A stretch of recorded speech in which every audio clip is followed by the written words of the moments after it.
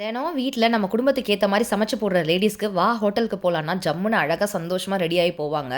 But daily ஏதாவது ஒரு வேலை முக்கியமான வீட்டு வேலையா வெளில போயிட்டு, போயிட்டு வந்துட்டுருக்கோம் சில விஷயங்களுக்காக. இன்னைக்கும் அந்த மாரி தான் வெளில போயிட்டு வந்தோம். ஆனா வீட்டுக்கு போய் சமைச்சு தான் டெய்லி சாப்பிட்டுட்டு இருந்தோம். ஆனா இன்னைக்கு டின்னருக்கு வந்து பார்த்தீங்கன்னா, என்ன ஹோட்டலுக்கு போலான்னு கூட்டிட்டு போனாங்க.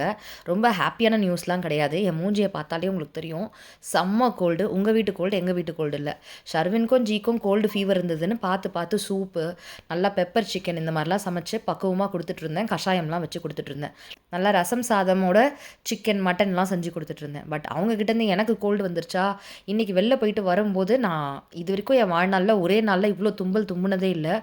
பயங்கர தும்பல். என் கண்லேருந்து தண்ணி வழிஞ்சுட்டே இருந்தது. என்னால முடியவே இல்ல. அந்த தொண்டெல்லாம் கவான் கவான்னு இருந்தது. முடியவே இல்ல. நமக்கு ரொம்ப முடியாதம்போது பார்த்து, பார்த்து சமைச்சு குடுக்க ஆள் இருந்தாங்கன்னா, நம்ம ரொம்ப குடுத்து வச்சவங்க தான். நான் சேனல்ல போட்டிருக்கக்கூடிய வீடியோஸ்லாம் பார்த்து, அவரே சில ரெசிபீஸ்லாம் ட்ரை பண்ணியிருந்திருக்காரு. நல்லா சமைப்பாரு தான். ஆனா, இந்த மாரி கோல்டுக்கு முடியாதம்போது பக்குவமா சமைச்சு குடுக்குறது அவருக்கு தெரியாது தான். சரி வீட்டுக்கு போய் ஏன் சமைச்சுட்டு கார்த்தி, அப்படியே ஹோட்டல் போயிடலாம் அப்படின்னு சொல்லிட்டு, ஓஎம்ஆர்ல இருக்கக்கூடிய ஜைத்தூனுக்கு கூட்டு போயிருந்தாங்க.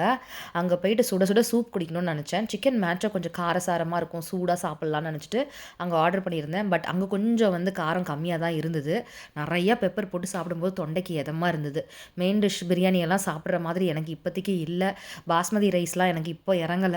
ஸோ ஏதாவது ஸ்டார்ட்டர்ஸ் வந்து காரசாரமா சாப்பிடணும்னு நெனச்சேன். வந்து நான் சிக்கன் லாலிபாப் சொல்லிக்கிறேன்னு அவர் சொல்லியிருந்தாரு. லஹாம் மஷ்வி அப்படின்னு சொல்லிட்டு மட்டன்ல ஒரு ரெசிபி இருக்கு. கொஞ்சம் மைல்டா காரமா இருக்கும். ஆனா அது சூப்பரா இருக்கும். நல்லா பஞ்சு பஞ்சா வெந்திருக்கும். குழந்தைங்களுக்கு கூட குடுக்கலாம். ஆனா மைல்டா காரம் இருக்கும்.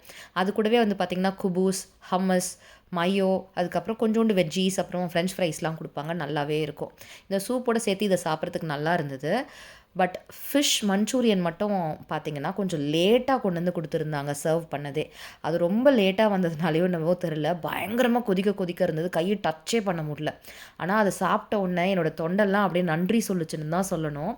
வீட்ல இவங்களுக்கெல்லாம் உடம்பு முடியலன்னும்போது, அவங்களுக்கெல்லாம் பார்த்து பார்த்து பக்குவமா சமைச்சு குடுக்க தெரிஞ்ச எனக்கு, எனக்கு முடியலன்னும்போது நானே சமைச்சுக்கணுமா? எனக்குன்னு ஒண்ணு சமைக்கணுமா? அப்படின்னு ஒரு சோம்பேறித்தனம் தான். அது ஏன்னு எனக்கு தெரியல. ரொம்ப முடியாம தான் இருக்கேன். ஆனா இந்த கிரீன் குர்தா எனக்கு நல்லா சூட் ஆயிருக்கு போல. டேக் பண்ணி விடுறேன்.